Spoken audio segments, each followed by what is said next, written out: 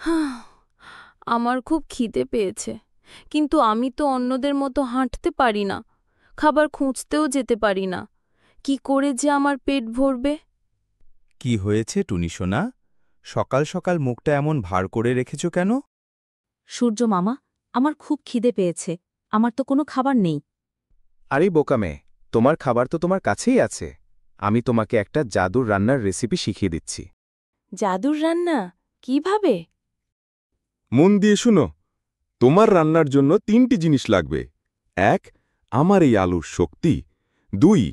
তোমার শিকড় দিয়ে মাটি থেকে জল। আর ৩. বাতাস থেকে কার্বন ডাই অক্সাইড নামের একটা গ্যাস। তোমার এই যে সবুজ পাতা, এটাই হলো তোমার রান্নাঘর। আর তোমার পাতার মধ্যে থাকা সবুজ রঙের ক্লোরোফিল হলো আসল জাদুকর। ওয়াও!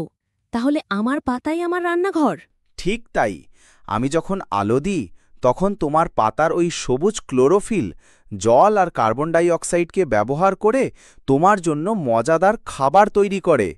এই খাবারই তোমাকে শক্তি দেয়। হ্যাঁ, আমি শক্তি পাচ্ছি, আমার খিদে মিটে যাচ্ছে। তুমি নিজের খাবারও বানাও, আবার সবাইকে শ্বাস নেওয়ার জন্য অক্সিজেনও দাও। এই যে পুরো জাদুর প্রক্রিয়াটা, একেই বিজ্ঞানের ভাষায় বলে সালোকসংশ্লেষ। ধন্যবাদ সূর্য মামা, এখন আমি জেনে গেছি কি করে নিজের খাবার বানাতে হয়। আমি রোজ তোমার জন্য অপেক্ষা করব।